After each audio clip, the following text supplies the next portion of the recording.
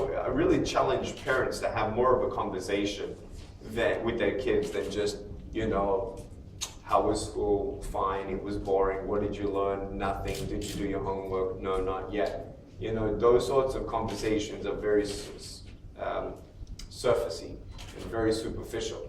What we need to do is have conversations, and even if they feel that it's more confrontational to talk about their situation, it's actually wisdom to actually not talk about their experiencing in bullying, but to start from the back door.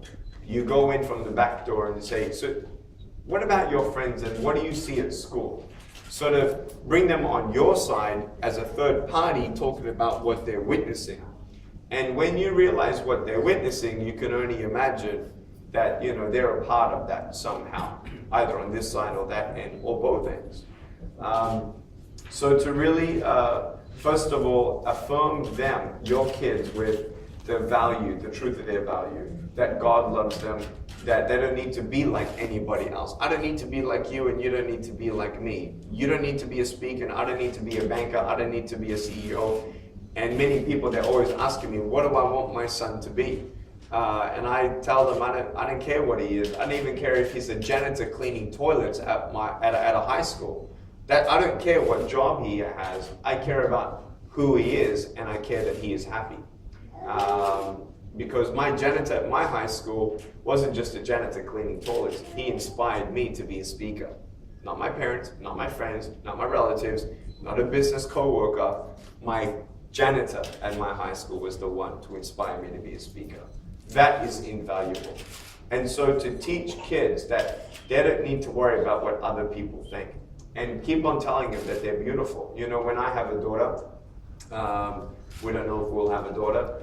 We don't know how many kids we'll have, but we'll see what God has. But when I have a daughter, I'm going to be telling her every day, you're beautiful, you're beautiful, you're beautiful, you're beautiful, you're beautiful. And she's going to turn around and say, of course you're going to tell me I'm beautiful. I'm your daughter, right? She may put a do not disturb sign on her door, and you respect the sign. Go out the front door of the house, go around the side, stick your head through the window and say, you're beautiful. Because I'm not going to give up telling my kids how beautiful they are. Because if you don't be persistent and intentional to tell them the truth of their value, they will not hear it from anywhere else. They won't. They're not going to hear it from TV. They're not going to hear it from their friends. It needs to come from you. So parents, even when you feel like your influence is limited, use my story as an example of value, of pressing through, of not letting other people determine who you're supposed to be, so to find your own happiness. So what to do? Start the conversation. Be intentional about encouraging them every single day. Have conversations outside of school and homework and study, and have time with them, quality time. You'll be surprised that when your teenagers see you actually trying to make an effort to be with them, to just be their friend, they might meet you halfway. If that means you have to take up video games, take up video games. If that means you have to take a couple more trips with them, take a couple more trips. Don't give me the excuse that you're too busy. I'm busy as well. But I'm going to take him camping, I'm going to take him fishing, I'm going to swim with him, I'm going to take time with him. When we have dinner at our table, there are no phones at my dinner table. My wife takes my phone away. And that's the boundaries. If my kids want to live in our house, if our kids want to live in our home, they need to respect the rules of the home. The parents are the ones who set the rules. And not just rules of being good citizens and all this, but setting the rules of making sure that we are a family, that we have communication, that there is actually a chance for even compassion and being a listening ear and talking about things. Educate them about the world as much as possible. I know that at the right time, I want to take my son to an orphanage. I want them to know that this life isn't just about the next video game, the next toy.